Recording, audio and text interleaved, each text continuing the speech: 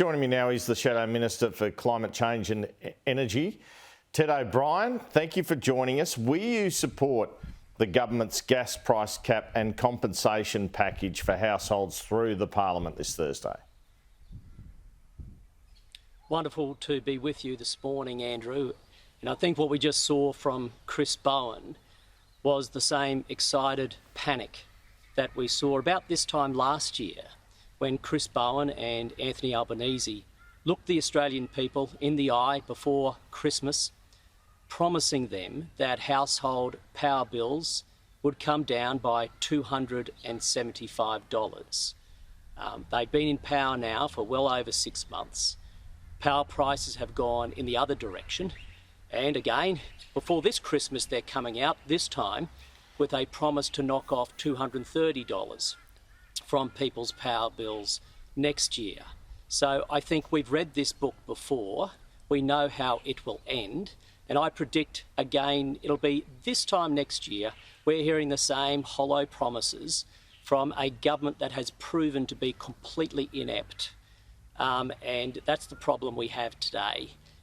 This is a con job wrapped up in shiny Christmas paper. All right, Ted O'Brien, will not work. If I can just ask the question again so you can answer it. Are you going to oppose this legislation on Thursday? The legislation that I read yesterday, while it's yet to go through Shadow Cabinet, yet to go through the party room, I think is a disaster.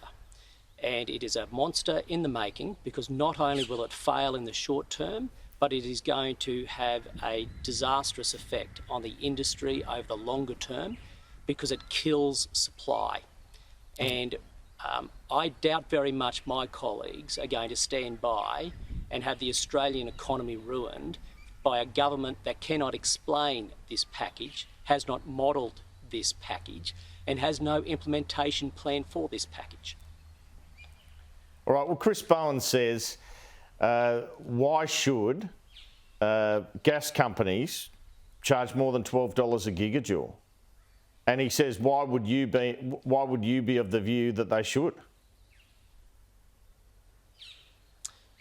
Our view in opposition is exactly the same as it was in government. We need to keep prices down, the lights on, and investment coming in. That's what we delivered. The problem here is not a difference in opinion about the need for industries to have cheap energy or households to have cheap energy. The difference in our view from the government is how you go about doing it. The government said they had a plan. It's already failed.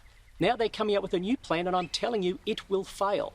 Because everybody, from the market operator, the ACCC, everybody is saying more supply is the answer here. The one thing the government will not address is the need for more supply. They're rejecting energy experts, independent agencies and the opposition. Supply, supply, supply. This will fail. Is that the only mechanism, though? What about this compensation for households? And do you think that perhaps could go even further, because it taps out for those who don't receive some sort of Commonwealth welfare at the moment? Andrew, while we of course welcome any relief for households and businesses, the problem with this package is the Prime Minister could not even explain it the other day. Chris Bowen is just on his talking points today. He didn't want to get into the detail. The Prime Minister said it's going to work differently in every single state and territory. They don't know how much people are going to get. They don't know how it's actually going to be implemented, given they're working off a Commonwealth database.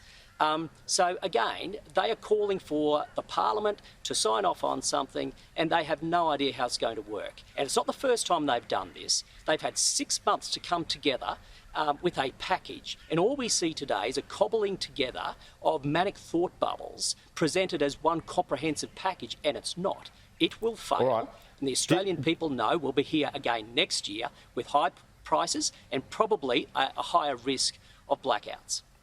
Do you acknowledge a lot of this price increase is to do with the Ukraine war? I absolutely acknowledge that there is an international global energy crisis. However, it is the responsibility of the government in power to manage the domestic fallout. They are mismanaging it, which is why prices have gone through the roof, the grid is wobbling, and now we have a awful situation. an awful situation with sovereign risk because of what the government is now purporting to do. Do you accept, Mr O'Brien, that the first 20% of these power bill increases were under the watch of the coalition? No. I heard what Chris Bowen said before. They went to the Australian people promising a $275 reduction. They went to the Australian people saying that after the draft market offer was already released since the election, with all information furnished, they still refused to take away their promise of $275. Now they're adding an extra $230. So in other words, add that two together, that's $500 off your family household power bill. Good luck on that. Name me one Australian who's not in the Labor Party who genuinely believes that this government will deliver on its promise. It can't. It won't.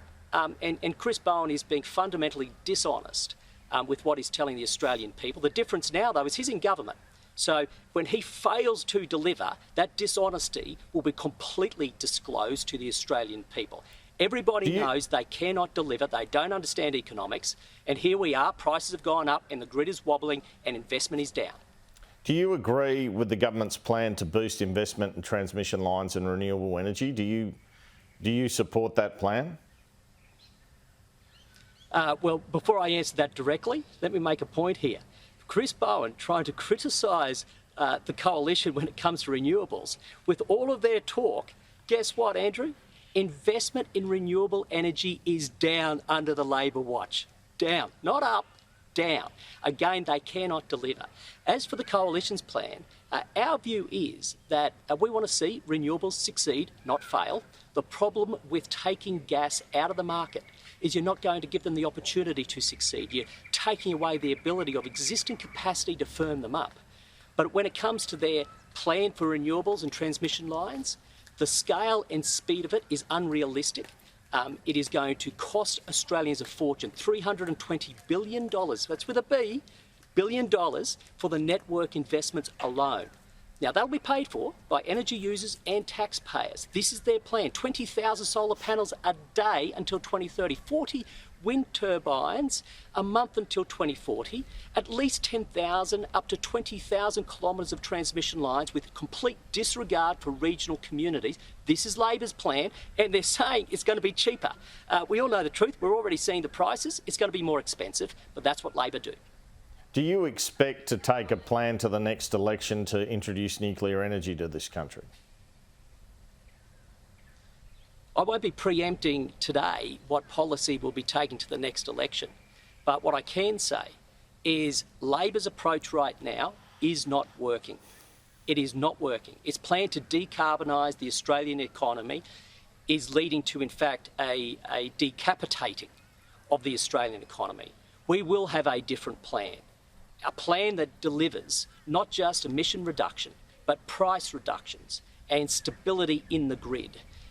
But again, that's going to rely on economics and engineering. It's not going to be a political con job, which is what Labor has delivered. And again, they're calling back Parliament to continue that con job. But the Australian people are seeing it in their power bills, and that's one thing the government cannot hide from. Because Chris Bowen, of course, he said it again there, he says nuclear energy is too expensive, you can't do it short term. What do you say to that? Well, Chris Bowen is basing that on no fact whatsoever. We have 33 countries in the world right now for whom nuclear energy stacks up economically. We know another 50 countries are looking at introducing nuclear energy because it stacks up. It provides that 24/7 baseload technology. It can ramp up, ramp down to follow renewables. Other countries that have studied this say renewables work with nuclear energy and nuclear stacks up. In the Australian context, there has been no assessment done. Chris Bowen likes to quote CSIRO. CSIRO has never done a full comprehensive assessment on the economics of nuclear energy. But for some reason, this government has its head in the sand. Albanese is an ostrich on this stuff. He will not pluck his head out of the sand and say, let's at least consider the possibility of nuclear energy. There's not one country in the world with a credible net zero plan that excludes nuclear energy, but this government isn't even prepared to have the conversation. And just finally, Mr O'Brien, next year we'll see the referendum on a voice to Parliament. I think you've said before that you personally oppose it. Do you think there's a chance Peter Dutton could support it?